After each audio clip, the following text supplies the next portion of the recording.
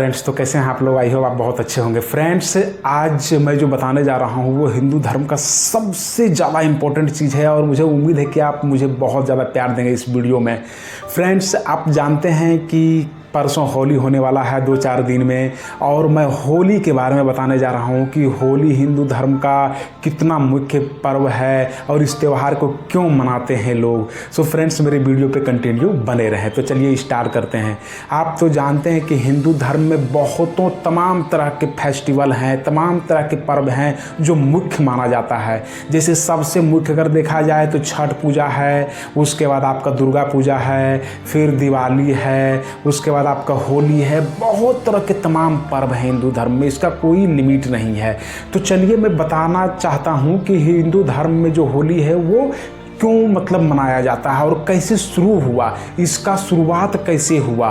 तो फ्रेंड्स, मैं आपको बता दूं कि हिंदू धर्म के अनुसार होली का शुरुआत तब हुआ था जब राक्षसों का राजा दैत्य हिरण्यकश्यप था। आप तो जानते ही होंगे। और हिरण्यकश्यप जो है वो भगवान का बहुत ज़्यादा बुरा चाहता था और उसके विपरीत चलता था। भगवान को कभी वो नहीं चाहता था फ्रेंड्स।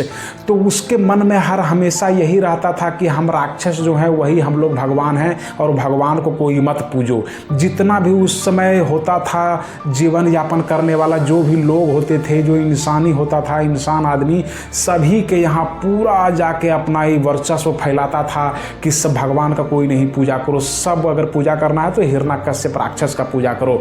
ये दैत्य था, राक्षसी दैत्य था ये, और सबको यही बोलता था कि हिरण्यकश्यप का पूजा करो, भगवान कुछ नहीं होता है। तो और विष्णु भक्त का तो बिल्कुल विपरीत था, ये उसका बहुत बड़ा दुश्मन था फ्रेंड्स। उसके बाद फिर क्या हुआ, समय चलता गया। एक दिन हिरण्यकश्यप के यहाँ एक पुत्र जन्म हुआ जिसका नाम था प्रहलाद। और प्रहलाद जब उसके यहाँ जन्म लिया तो जब देखा गया कि वो बचपन से ही विष्णु का भक्त निकला, उसके घर में सब कोई पता कर लिया, सब जानता था कि ये तो भगवान विष्णु का भक्त निकला। उसके पिता उसे बहुत मना किया, बहुत ज़्यादा उसे बोला कि तुम विष्णु का भक्त नहीं बनो, विष्णु कुछ नहीं है, वो भगवान नहीं है, तुम सिर्फ मेरा भक्त बनो और मेरा गुणगान करो। लेकिन वो विष्णु का एक नंबर का भक्त था और सच्चा भक्त था फ्रेंड्स। आप यकीन नहीं करोगे, प्रहलाद बचपन से ही विष्णु भक्त में लीन हो गया था। उसके बाद फिर अपने बच्चे को, अपने बेटा को हिरण्यकश्यप मारने का प्लान बनाना शुरू कर दिया फ्रेंड्स। उसको पहाड़ पर से नीचे गिराया, फिर भी उसे कुछ नहीं हुआ। उस पर विष्णु भगवान का कृपा था। उसे कहीं न कहीं सांप के पूरा खंडहर में जाके फेंक दिया, जहाँ सांप रहता है उस झुंड में जाके फेंका, कुछ नहीं हुआ। बाघ के आगे दे दिया, वहाँ भी कुछ नहीं हुआ। भरे तालाब में डुबो दिया, वहाँ भी उसे कुछ नहीं हो पाया। भगवान विष्णु का कृपा था फ्रेंड्स। उसे हर तरह से मारने का प्रयास किया गया लेकिन सब निसफल रहा, क्योंकि उस पे भगवान विष्णु का श्री नारायण का कृपा था। और आप तो जानते ही हैं कि जो विष्णु के भक्त हैं उसे कुछ नहीं हो सकता संसार में, लाख कोशिश के बावजूद भी कुछ नहीं हो सकता। अंत में क्या किया, हिरण्यकश्यप एक योजना बनाया। उसकी एक बहन थी होलिका, और होलिका को ब्रह्मा जी से एक वरदान मिला हुआ था। उसको एक ऐसा वस्त्र दिया गया था जिसे ओढ़ के अगर वो अग्नि में बैठ जाएगी तो उसे कुछ नहीं होगा, कुछ नहीं जलेगा उसका, वो ऐसा वस्त्र था। तो हिरण्यकश्यप प्लान बनाया कि बहन तुम एक काम करो, प्रहलाद को मारने के लिए अपने गोद में लेके बैठ जाओ और ऊपर से तुम अपना ये जो वचन दिया हुआ वस्त्र है इसे तुम ओढ़ लो, और ताकि प्रहलाद जल सके। तो फिर वो वैसा ही किया, वो अपने गोद में लेके बैठ गया। और फिर संजोग से ऐसा हुआ कि इतना बड़ा तूफान आया भगवान विष्णु के कृपा से कि जो बहन उसकी होलिका जो वस्त्र ओढ़ी हुई थी वो प्रहलाद के ऊपर आ गया और होलिका के ऊपर से वो वस्त्र निकल गया फ्रेंड्स। और फिर जाके प्रहलाद बच गया और होलिका जल गई। अब आप लोग समझ गए होंगे कि होली कैसे मनाया जाता है। जिस दिन होलिका गई उसी दिन से पता चला कि बुराई का अंत हुआ और अच्छाई और ईमानदारी और अच्छे कर्म पे विजय प्राप्त हुआ। उसी दिन से होली मनाने लगा।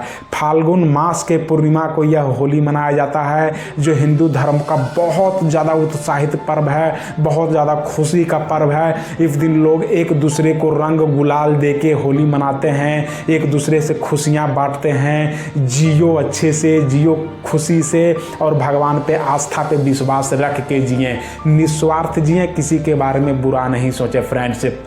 एक बात और है, जिस दिन होलिका आग में जली थी उसके अगले ही दिन होलिका की शादी होने वाली थी फ्रेंड्स, लेकिन वो तो आग में जल गई। उस दिन बुराई समाप्त हो गया, तो शादी क्या होगा? जिसके अंदर बुराई भरा हो भला उसका शादी हो सकता है। तो होली का मनाने का एक मुख्य कारण यह है।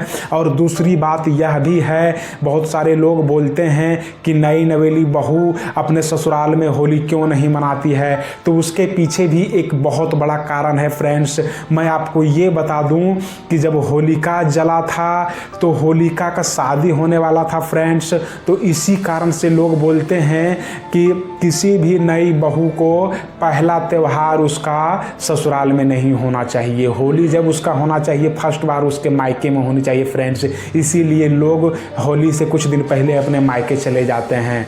और दूसरी बात मैं आपको बता दूं कि ये इतना ज़्यादा खुशनुमा वाला फेस्टिवल है, इतना हैप्पीनेस वाला ये होली का फेस्टिवल है कि ना जाने संसार में कहाँ कहाँ से लोग ट्रेन जहाज सब पकड़ पकड़ के अपने घर आते हैं और अपने परिवार, अपने दोस्त, अपने रिलेटिव्स के साथ यह होली और रंग गुलाल पूरा खेलते हैं फ्रेंड्स। ये एक तरह के हिंदू धर्म का खुशी वाला पर्व है जो कि एक दूसरे से गले से गले मिलाकर इस पर्व को मनाते हैं और यह संदेश देते हैं कि बुराई न तो हम में हो न तो आप में हो, सब भगवान पे भरोसा करके एक दूसरे के साथ मिल बांट के जीवन जिए और इसी तरह खुश रहिए। यही है हैप्पीनेस परिवार। तो फ्रेंड्स, मेरा यह वीडियो आपको बहुत अच्छा लगा होगा कि होली कैसे मनाते हैं। तो फ्रेंड्स, अगर मेरा वीडियो आपको अच्छा लगा होगा तो आप ज़रूर सपोर्ट करें मुझे, सहयोग करें मुझे। मेरे चैनल पे अगर नए हो तो सब्सक्राइब करें।